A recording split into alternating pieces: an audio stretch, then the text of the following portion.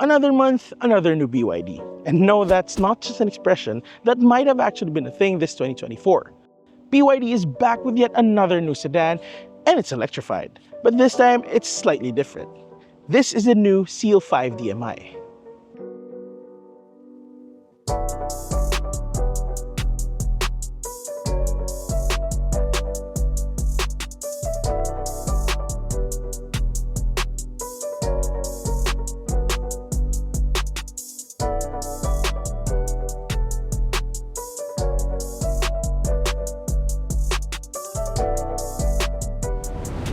So let's break down the name first before we get into it. The Seal 5 DMI. Now the Seal, because this is the same as the electrified premium mid-size sedan that you saw recently from BYD, the BYD Seal. But the Seal 5 because it's slightly different. Now fun fact, in China, this is called the Destroyer. And I'm just glad they didn't use the name. I'd rather be confused with the Seal and the Seal 5 than having to call a car the Destroyer. Now the DMI, if you recall, it's the same as you get in the Sea Lion, meaning this will have the same range extended technology as that one. Now this one, it may be as big as the Seal, but BYD Cars Philippines is positioning this against the subcompact sedans. So it's going to compete against the likes of Toyota Vios, the Honda City, and the MG5 and the GD Grand. But it will be electrified, so it's going to be a first in the segment. Now let's talk about the exterior before we get inside. BYD has opted for a more sporty, more aggressive looking design. It gets more plastic trim and looks a bit more subcompact sedan-ish, if that makes any sense. Now what I do like about this exterior is that it gets projector LED headlamps that look really good. And they come with DRLs as well.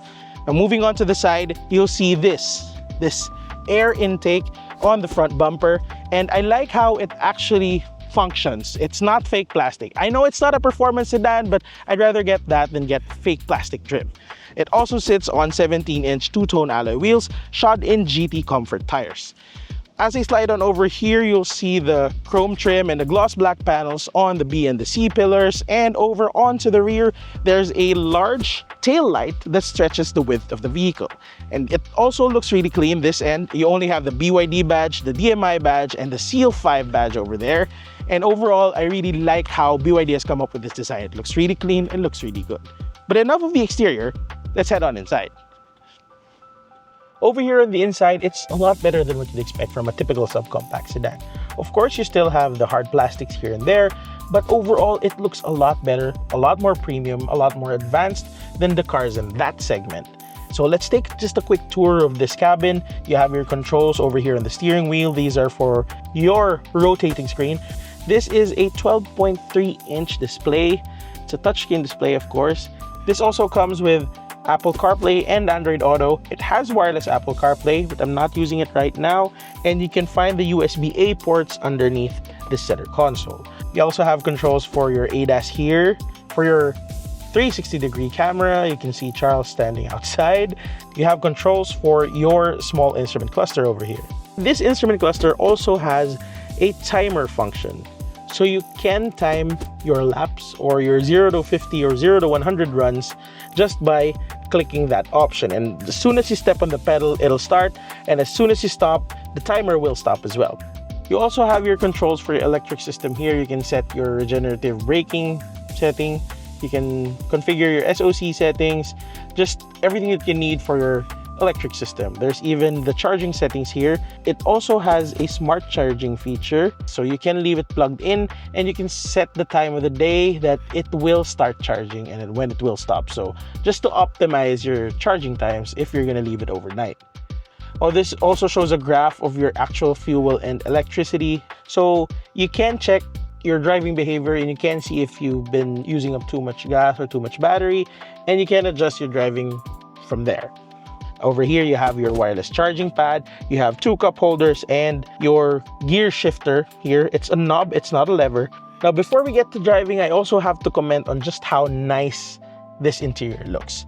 I like the design. It might be a bit too busy or a bit too loud for others, but for me, I think it's just right. And I like how the seats look as well, and they're really comfortable. Like, they're really soft, they have nice bolsters, and I like the colorway. It's really good. I do have to say it might stain easily, so that's something to keep in mind for long-term maintenance. As for space, there's just enough legroom, elbow room, and headroom just as you would expect in a subcompact sedan. At the back, it's also not cramped. Taller individuals might have difficulty fitting inside, but as for average Filipinos, it's just about right.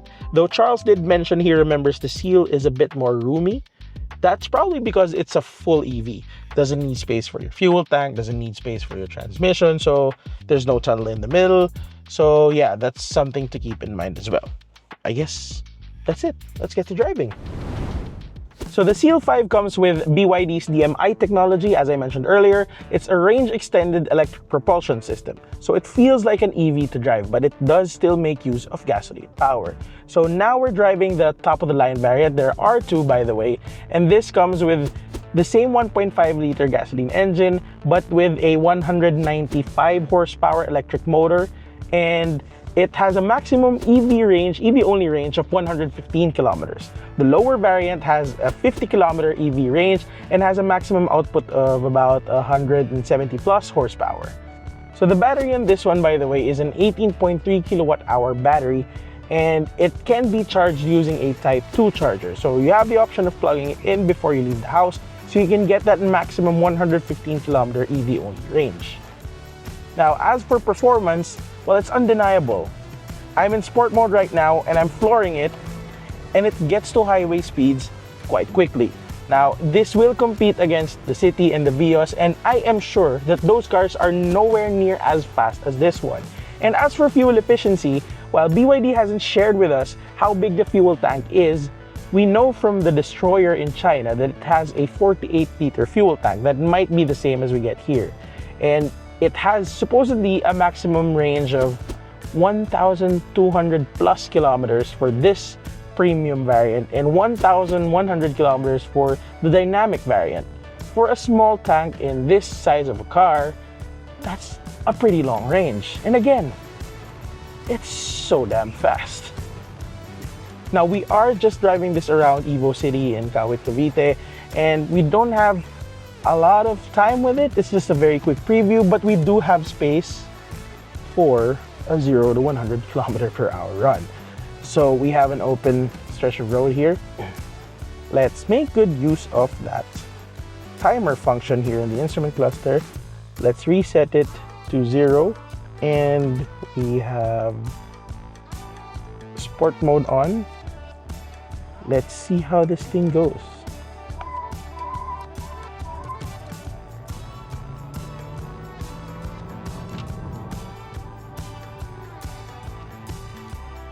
Zero to 50, again, still 2.8 seconds. And 0 to 100 is 7.8 seconds. So I think, yeah, that's the correct figure that was shared to us earlier. So yeah, that was fun. That was really, really fun. Now, handling-wise, this doesn't have the best tires. So you could improve that to match the power that the powertrain has. But it is light to handle. It is planted. It is a sedan after all. So I assume this will be fun to drive around mountain roads. Just be a bit careful on that throttle, because I'm sure you will lose traction if you try to push it too much. Like right now, see, as you can hear, there's just too much power for those tires, those wheels. Now, as for comfort, well, the ride is okay. It's actually pretty quiet inside. You don't hear much of the road underneath. You don't hear the outside noise, so NVH levels are down to a minimum. And it's soft. It's actually pretty soft. We're not driving on smooth asphalt right now, so there should be road imperfections that we feel here and there, but overall it's good. BYD hasn't shared the full prices with us just yet, but they did say that the base dynamic variant will be priced under 1 million pesos. That's pretty crazy. That's affordable as heck. And this premium variant doesn't have indicative pricing just yet, but judging by how affordable the Seagull is, we assume this one won't be too far off. Now, while the BYD Seagull is fully electric, it's much more affordable, and it's cuter as well, it's smaller, I think this might just be a more important model for BYD, because it is in a very important and stacked segment, the subcompact sedan segment, and it has the technology that the market is ready for right now. At least that's what the cars on the road indicate, because we see a lot more sea lions than we do seagulls, and that's an indicator of what the Filipino car buyer wants right now. They still rely on the gas-powered models, not just the fully electric ones. And this one, it's promising. It's gonna be an affordable car with that technology. It's very straightforward to use, and you have the option of just going fully electric if you want to. Just keep charging it, just for short distance drives, right? So yeah, I think this might be a bigger market disruptor than the Seagull will be for BYD. Unfortunately, that we don't have a lot of time with it today, but I will be looking forward to the full test drive for this one, because this might be BYD's next big thing. Who knows?